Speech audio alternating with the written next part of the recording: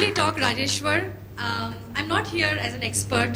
I'm here as someone who, like you, a lot of you OD practitioners, entrepreneurs, and HR heads struggle with some of these issues. You can't hear me? So I have a short presentation, and it balances hopefully some research, some insights. Being a consultant, I have to share of that, and a little bit of practical experience that I've had in this area. And I hope that some of these will resonate with you. Let me start with a few facts. In a very large research, global research done over 2 years, and I won't get into the details of the research, but we surveyed so many organizations, we found that one very important fact. When you look at top team effectiveness, the CEO, who is the most powerful person to do something about it, often has the most rosy picture of how the top team operates. In fact, his idea of how the top team operates is 34% better than anyone else. By contrast, if you look at the CHRO, and some of you might be CHROs, only 6% of CHROs feel that they have a very well integrated top team, which means there's a big difference between the way the CEO sees it and a very big difference the way the CHRO sees it. And top team effectiveness is something we did by accident when I was with ECS for 9 years. I think that is something what. And it was always the CHRO who said, we have a problem, no one listens to anybody, the CEO is not willing to listen, can you come and do an intervention? Here's a great opportunity between two very different mindsets. Interestingly, 72% of CHROs see top management teamwork as essential to competitiveness versus 39%. So not only does the CHRO have to influence the CEO, he or she has to also impact some of his other colleagues there. And it gets worse. Let's look at some more data. 50%, one of the challenges of being part of a top team is that you're a different kind of a team than other teams. On one hand, you're supposed to stand for the company and build value and create strategy. On the other hand, you have to work on so many issues. If there's an accident and someone dies, you deal with it. If there's a bad press report, you deal with it. If there's a new competitor coming and doing something, you deal with it. You're also balancing your own team and your own functional requirements vis-a-vis what the organization needs to do. And lastly, you are competing with each other. 50% of people surveyed globally said that we see each other as competitors. Competition is not bad, but competition has its impacts. But the fact that I think really affects us as consultants is that only 16% of people at the top feel that conflict is handled well.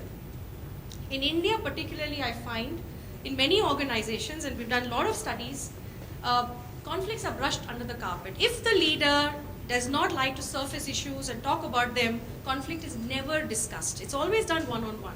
I find a lot of promoter leaders who will do review and feedback one-on-one. So no one knows what's happening, and there are a lot of power games happening. And most of the problems then get pushed down below, and it leads to a major issue. If you don't have a good top team, I can tell you it's very difficult to hire good people because the reputation spreads in the market. There are a lot of organizations where people come and people go. It's like a revolving door. Very difficult to find people. And less than 5% of top teams review regularly how top teams should be working. So here are some facts. I was a practitioner before I read this research paper when I joined Heidrick, and I can relate to each one of them, and I'm sure some of you can relate to some of these facts that are there. The biggest gap in perception between the CEO and the rest of the C-suite are on these aspects: decision-making, collaboration, and conflict handling.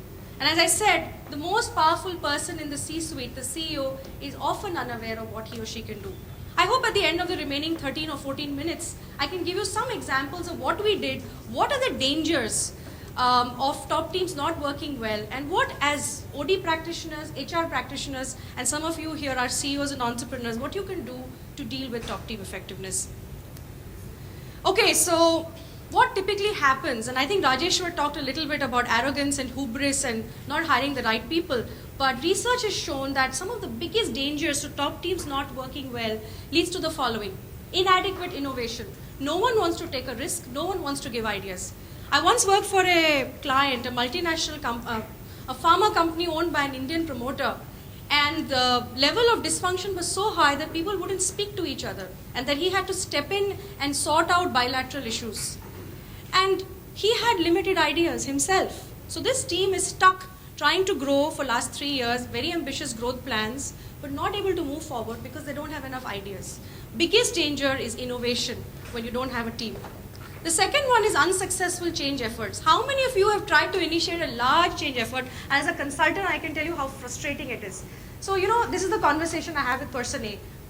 So if I sponsor this, person B is against me, so he will not agree with me, but person C is with me. So if we get person A, B and C to work on this change effect, we can probably counter person D. But the CEO is a little ambivalent. He's not taking a tough stance these days.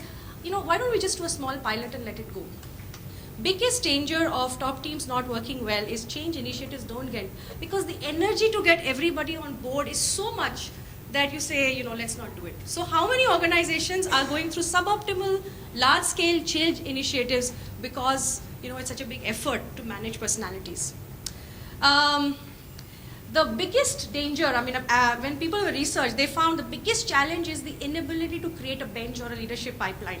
Because everyone thinks my talent is my talent, your talent is your talent. I may loan my talent to you, but so creating a leadership pipeline and succession planning, major issue as a result of top teams not working well. Those of you who are handling talent management and struggling to get alignment, look at your top team.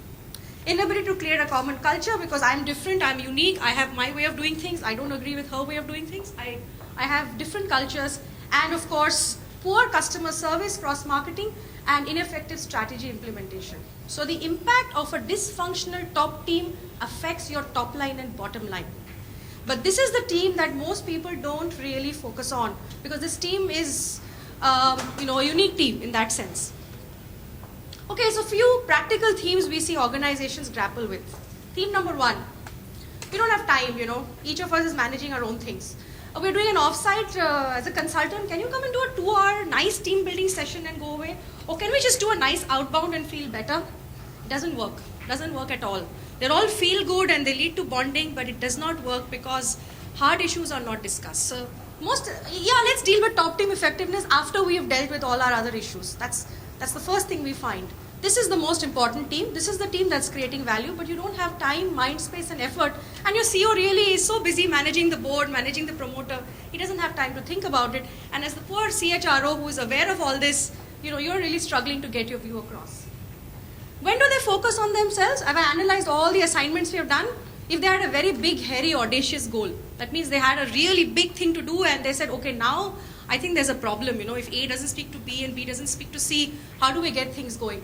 And secondly, when there's a burning platform.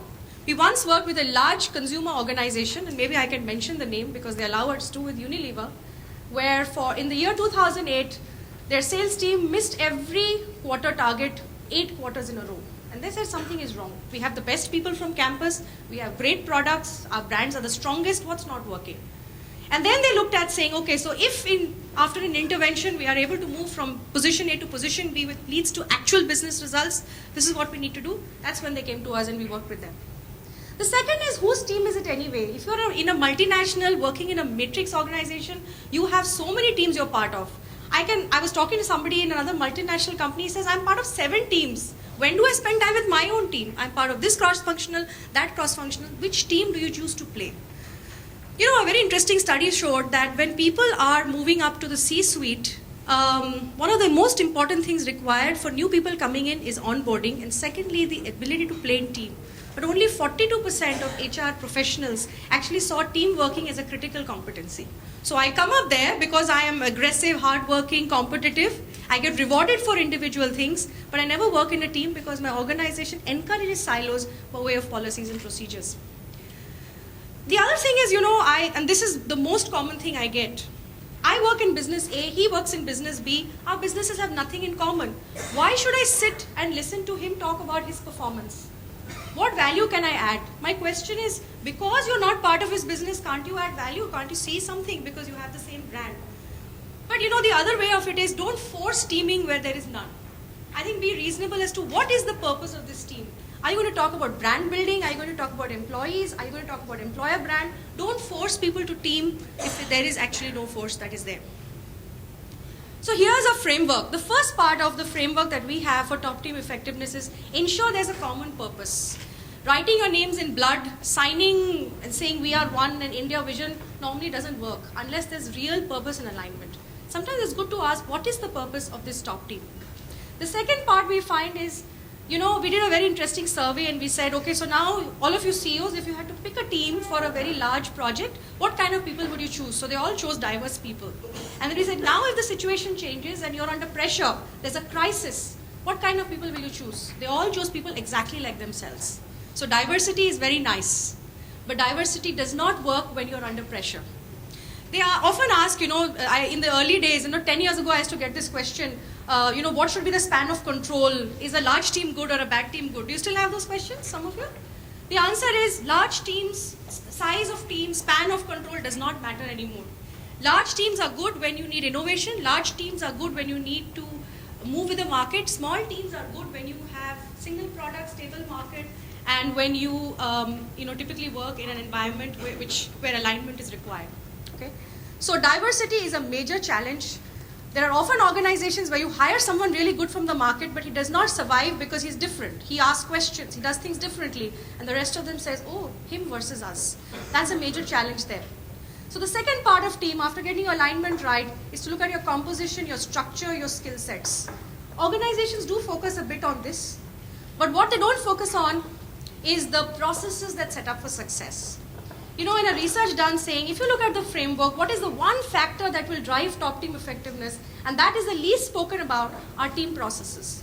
How decisions are made, how conflicts are managed, how rewards are given. You encourage people to work individually, you reward them for individual outcome, but then you don't want them to work in a team, it won't work.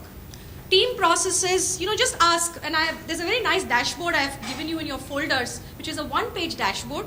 Go back to your office and do this with a red, amber, green. It asks simple questions about, how your teams are working.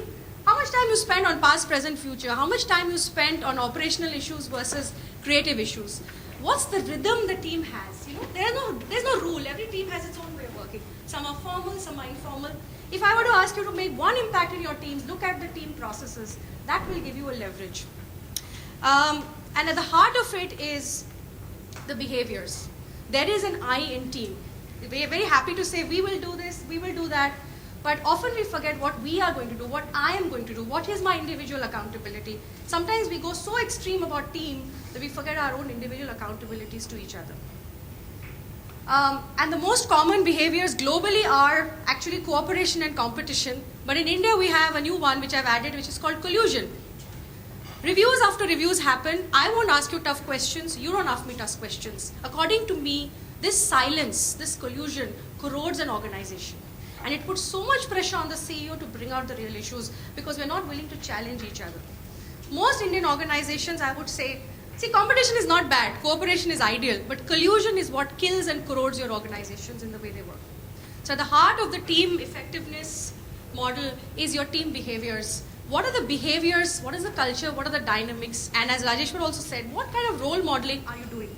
We came out with some of the behaviors that we look at, and each of these behaviors has a business impact. For example, result focus leads to performance, or trust leads to speed of execution, or courage to challenge leads to innovation, or collaboration and interdependence leads to quality of solutions. So if you look at some of the behaviors, don't put behaviors like, everybody writes trust and respect. Yes, can you ever say that we want to be in an organization where there's no trust?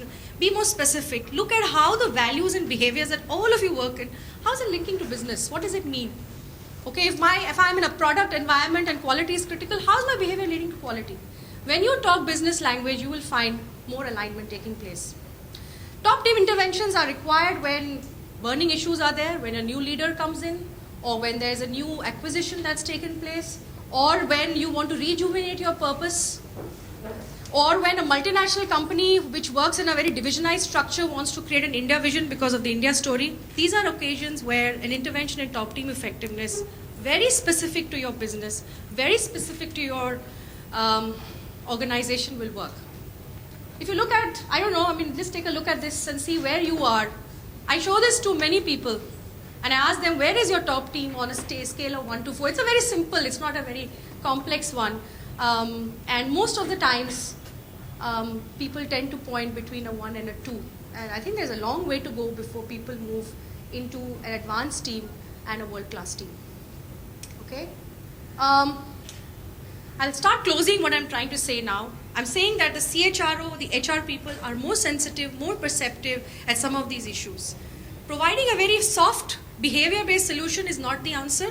Providing people opportunities to bond is good. Going for outdoor trainings and things are good. But you need to discuss the hard issues up front. Look at the balancing act that the CEO and the CHRO has to do. He's most affected. He tends to play arbitrator and starts diluting in his role and playing function head and CEO. The HR head is quickly notices the problems, observes interpersonal dynamics, and could help. If all of you walk away as HR professionals at the end of this 17 minutes saying, there's a role I have to play, there's a role I have to in recognizing what's going wrong, I would think that, we've really done there.